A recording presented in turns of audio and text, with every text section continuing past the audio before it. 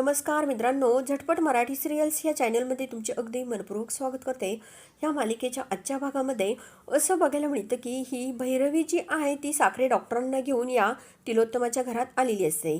तेव्हा आता इकडे तिलोत्तमाला ह्या डॉक्टरांना आणि भैरवीला बघून खूप मोठा धक्का बसलेला असतो। तेवढ्यामध्ये इकडे ही भैरवी बोलते की अगं तिलोत्तमा इकडे हे बघ, हे डॉक्टर काय म्हणतात।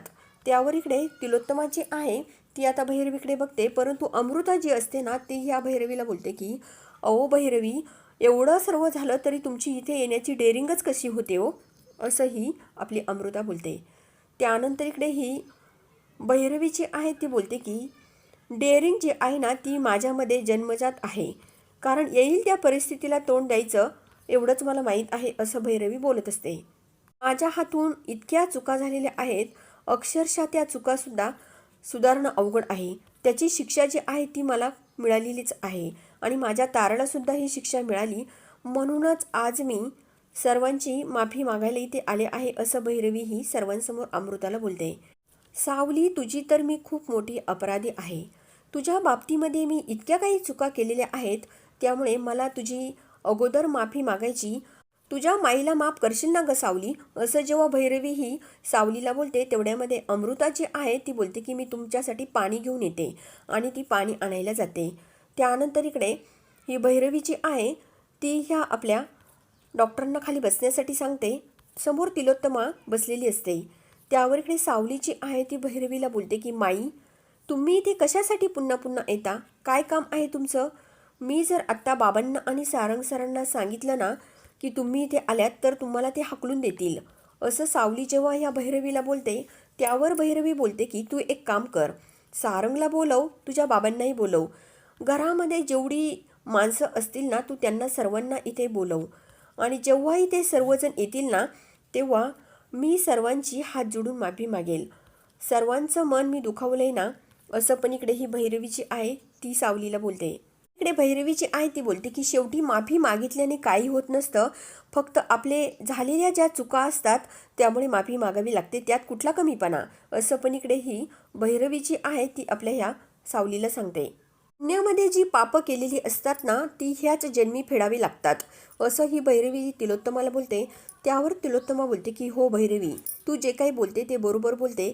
त्यावर इकडे भैरवी बोलते की जे काही झालं ते झालेलं आहे, ते सर्व सुधारून मला पुन्हा या घराशी संबंध जोडायचे आहेत। ऐश्वर्याला सुद्धा मी इथून बाहेर काढलेलं आहे, जे झालं ते खूप वाईट झालं, परंतु मला ह्या सर्व गोष्टीमध्ये आता अडकून पडायचं नाहीये। मी सुद्धा एक कलाकार आहे। एका कलाकाराचं आयुष्य जे आहे ते कसं असलं पाहिजे, अगदी खेळत आणि दुसऱ्यांना आनंद देण्यात असलं पाहिजे। चुकले मी, असं पण इकडे ही भैरवी जी आहे ती बोलत असते। मी आत्तापर्यंत भरपूर चुका केल्या, आता ह्या गोष्टी ज्या आहेत त्या सर्व थांबायला पाहिजे, असं पण इकडे भैरवी बोलत असते। मी केलेल्या चुकांची शिक्षा जी आहे ती मला सुद्धा मिळाली आहे आणि माझ्या ताराला सुद्धा। मला आता कळून चुकलेलं आहे की स्पर्धा करण्यामध्ये काहीच राहिलेलं नाहीये, माणसं जिंकायची आहेत मला, कारण माणसं जिंकल्यामुळे सर्व काही शक्य होतं, त्यामुळेच मी साखरे डॉक्टरांना इथे घेऊन आले, असं ही भैरवी सर्वांना सांगते। आपले जे काही संबंध बिघडलेले होते ते संबंध सोडून द्या आणि नव्याने संबंध चांगले आपले सुरू करा, असं पण इकडे ही आपली भैरवी बोलत असते। आणि आपली अमृता जी आहे ती प्रेग्नंट आहे, त्यामुळे तिला खूप एक्सपर्ट डॉक्टरांची गरज आहे, त्यामुळेच मी डॉक्टर साखरेंना इथे घेऊन आले, असं पण इकडे ही भैरवी जेव्हा बोलत असते त्यावर तिलोत्तमा बघत असते। त्यावर इकडे अमृता बोलते की खरोखर तुम्ही माझ्याबद्दल जो काही विचार केला त्यामुळे थँक्यू बरं का, असं अमृता बोलते। साखरे डॉक्टर जे असतात ते अमृताला बोलतात की तुमची तब्येत बरोबर आहे ना, काही त्रास होतो की तुम्हाला, त्यावर अमृता बोलते की नाही, मला काहीच त्रास होत नाही। दुसरीकडे आता ही तिलोत्तमा जी आहे ती रूममध्ये उठून गेलेली असते आणि तेवढ्यामध्ये आता ही भैरवी जी आहे ती लगेच पाठीमागून या तिलोत्तमाच्या रूममध्ये जाते। बघायला मिळतं की ही तिलोत्तमा जी आहे ती भैरवीला बोलते की तू इथे त्या डॉक्टरांना कशासाठी घेऊन आली। त्यावर भैरवी बोलते की जसं आठवलंय तसं मी त्याला इथे घेऊन आलेले आहे, त्यामुळे का घेऊन आले, कशासाठी घेऊन आले हे तू आता मला विचारायचं नाही, तू तुझ्या मनाला विचार। तू आणि तुझ्या घरच्यांनी माझ्याबरोबर जे काही केलेलं आहे ना ते मला अजिबात पटलेलं नाही आहे आणि कुठेच मला तोंड दाखवायला जागा शिल्लक ठेवलेली नाही आहे। तुम्ही माझी एवढी नाचक्की केलेली आहे त्यामुळे मी तुमची नाचक्की करणार, असं पण इकडे भैरवी जी आहे ती तिलोत्तमाला बोलत असते. त्यावर तिलोत्तमा खूप चिडते. तिलोत्तमा बोलते की अगं, हा जर काही बडबडला ना तर मीच माझ्या घरामध्ये माझ्या घरच्यांसमोर तोंड दाखवू शकणार नाही, असं तिलोत्तमा बोलत असते. त्यावर इकडे भैरवी जी आहे ती बोलते की तुला कुठेच तोंड दाखवायला जागा राहू नये म्हणून मी त्याला इथे आणलेलं आहे. तू आता काळजीच करू नको.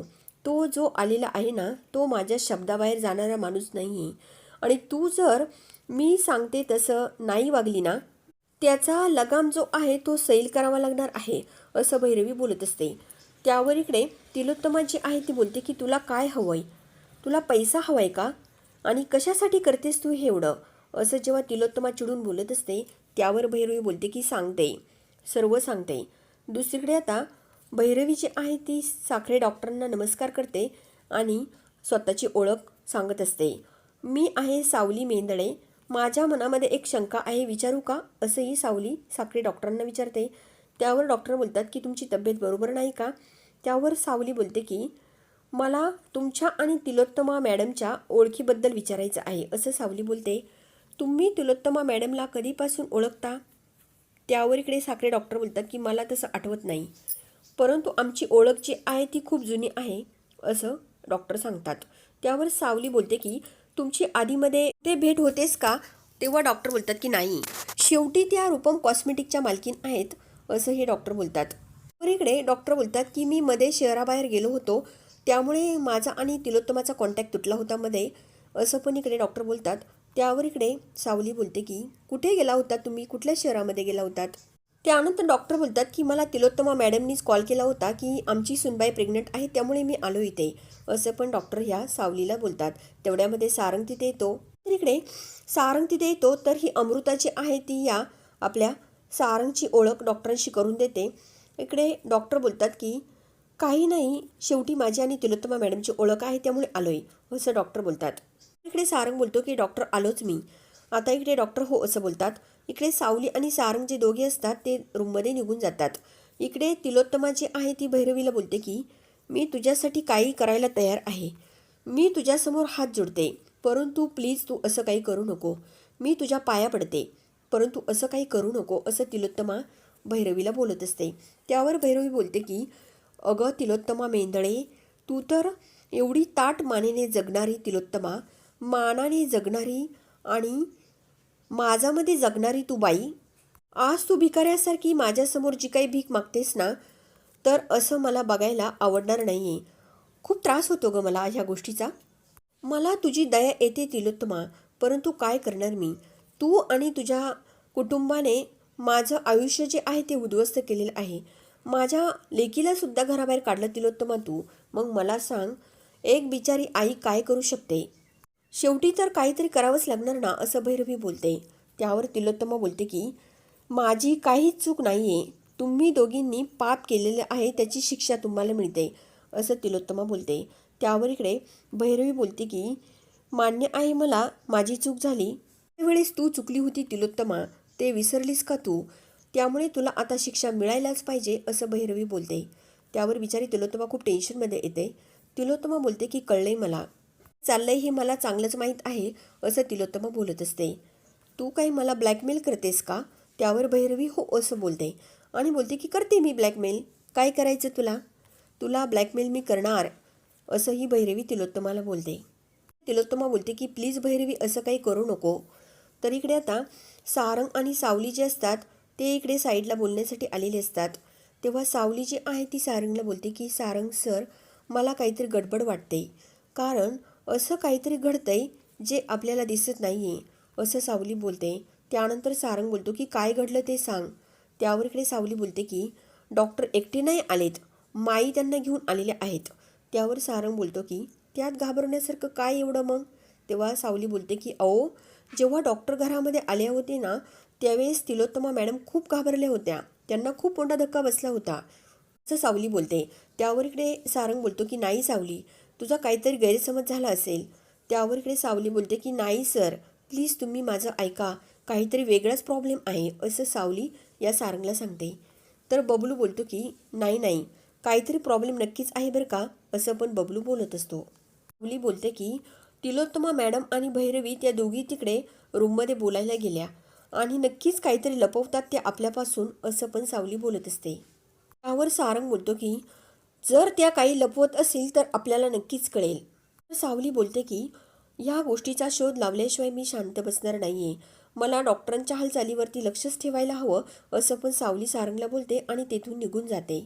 इकडे तिलोत्तमा जी आहे ती या भैरवीला बोलते की शत्रूसुद्धा असा वागत नाही आणि तू का माझ्याशी असं वागते, असं पण इकडे तिलोत्तमा बोलते. तर इकडे भैरवी बोलते की मैत्री हा शब्द जर आठवायला तुला एवढा वेळ लागला तर मग अगं तुला सुद्धा मला मैत्रीण म्हणायला लाज वाटते. त्यावेळी जुगलबंदी चालू होती त्यावेळेस कुठे गेली होती मैत्री, असं जेव्हा भैरवी बोलते त्यावर इकडे ही तिलोत्तमा बोलते की मी खूप प्रयत्न केला होता तिला थांबवायला. मी सांगितलं होतं सावलीला तू ही जुगलबंदी करू नको. घरच्यांना सुद्धा मी खूप सांगण्याचा प्रयत्न केला होता, परंतु माझं कुणीच ऐकलं नाही. मी खरं सांगते, परिस्थिती अशी होती की मला गप्प बसावं लागलं. म्हणून तू असं करशील असं कधीच वाटलं नाही, असं पण तिलोत्तमा बोलत असते. त्यावर इकडे ही भैरवी बोलते की काही केलेलं नाहीच आहे मी. आजपर्यंत आपल्या दोघींमध्ये जी मैत्री आहे त्याच मैत्रीला जागली मी, अशी ही भैरवी तिलोत्तमाला बोलते. आणि आजपासून मी मैत्रिणीला जागले नसते ना तर तो डॉक्टर जो आहे तो गप्प बसलाच नसता. तुझा सर्व जो काही मॅटर आहे ना तो बाहेर आला असता, असंही भैरवी बोलते. त्यावर तिलोत्तमा बोलते की हो का, या पद्धतीने बोलतात का मैत्रीण का गं, असंही तिलोत्तमा बोलत असते. तिलोत्तमा बोलते की अगं तू जर मैत्री या नात्याला जर जागले असतं ना तर तू त्या डॉक्टरांना घरी घेऊन आलीच नसती. डॉक्टरांना घरी कशासाठी आणलं, असं तिलोत्तमा बोलते. त्यावर इकडे भैरवी बोलते की अगं ज्या वेळेस डॉक्टरांना घेऊन मी तुला बाहेर भेटायला बोलवलं असतं ना तर तू बाहेरच्या बाहेर पोकळ धमक्या दिल्या असत्या, असं पण इकडे भैरवी तिलोत्तमाला बोलते. जे बोलते ना ते करूनच दाखवते. म्हणूनच माझा जो शब्द आहे तो खरा करण्यासाठी तुझा त्यावरती विश्वास बसण्यासाठी मला त्या डॉक्टरांना आणावं लागलं, असं भैरवी बोलते. त्यावर इकडे तिलोत्तमा बोलते की तू वेडी आहे वेडी. अगं तू हा विचार करायला हवा होता की या घरच्यांना जर कळलं सर्व तर काय करायचं, असा विचार का नाही केला, असं ही तिलोत्तमा बोलते. त्यावर भैरवी बोलते की अगं त्या डॉक्टरांनी जर तोंड उघडलं तर तुझं पितळ उघडं पडेल, असं भैरवी बोलत असते. तेवढ्यामध्ये काका तिथे येतात. चंद्रकांत काका लगेच बोलतात की कुणाचं गुपित कुणाला कळायचं, काय चाललंय तुमचं बोलणं, कुणाचं पितळ उघडं पडायचं, असं काका जेव्हा बोलतात आता तिलोत्तमाला खूप मोठा धक्का बसलेला असतो. त्यानंतर साखरे डॉक्टर जे असतात ते अमृताला बाळाला काय हवंय काय नको याची चर्चा करत असतात. जेवणामध्ये काय हवंय काय नको तेही सांगत असतात. सावली तिथे आलेली असते. त्यानंतर डॉक्टर बोलतात की जेवणामध्ये फळभाज्या पालेभाज्या जास्त ठेवायला हव्या, मीठ जे आहे ते थोडंसं प्रमाणात हवं, असं डॉक्टर बोलतात. तर इकडे आता सावली ऐकत असते. डॉक्टर बोलतात की सावली भैरवी मॅडम कुठे आहेत, त्यांना बोलवतेस का. त्यावर इकडे सावली बोलते की अहो त्या आतमध्ये काय करतात मला नाही माहीत, तुम्हाला माहीत आहे कारण तुमच्याबरोबर आल्यात त्या. नेमकं तुम्ही दोघे आलेच कशासाठी हे तुम्हालाच माहीत, असं सावली या भैरवीला बोलते. तर इकडे अमृता जी आहे ती या सावलीला बोलते की जा डॉक्टरांसाठी चहा बनवून घेऊन ये मस्त. त्यावर इकडे डॉक्टर बोलतात की हो ना माझं खूप डोकं दुखतंय, प्लीज चहा आणला तर बरं होईल. त्यावर सावली बोलते की तुमची जी काही अस्वस्थता आहे ना ती कमी होईल, मी कडक कडक चहा घेऊन येते, असं सावली डॉक्टरांना बोलते. तेव्हा सावली आता इकडे चहा बनवण्यासाठी किचनमध्ये आलेली असते.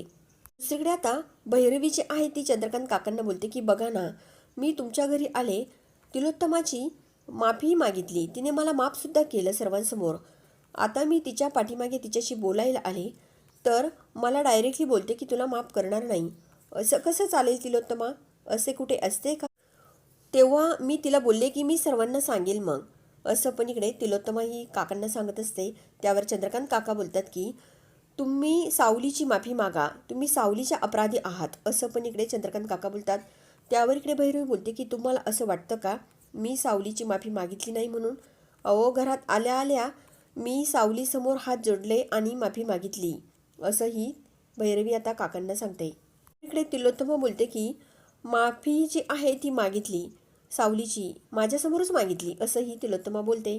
त्यावर इकडे चंद्रकांत काका बोलतात की बरं झालं माफी मागितली, तुम्हाला दोघींना पश्चाताप झाला हे समजले आम्हाला, असं पण इकडे काका बोलतात. त्यावर तिलोत्तमा बोलते की माझं एक काम करता का, नीलशी थोडंसं जाऊन बोलता का, बघा ना तो ठीक आहे का एकदा, असंही तिलोत्तमा बोलत असते आणि जाताना दरवाजा लावून जा बरं का असं तिलोत्तमा काकांना बोलते. त्यावर काका आता दरवाजा लावून घेतात आणि तिथून जातात. आता ही तिलोत्तमा जी आहे ती खूप भैरवीकडे रागाने बघत असते. तर मित्रांनो, नेमकं आता या भैरवी आणि तिलोत्तमा यांच्यामध्ये नेमकं आता काय होणार हे बघणं सुद्धा तितकंच इंटरेस्टिंग असणार आहे. तर ह्या मालिकेचे डेली अपडेट मिळवण्यासाठी आपल्या चॅनलला जरूर सबस्क्राईब करा, लाईक करा आणि व्हिडिओ बघितल्यामुळे अगदी मनापासून धन्यवाद.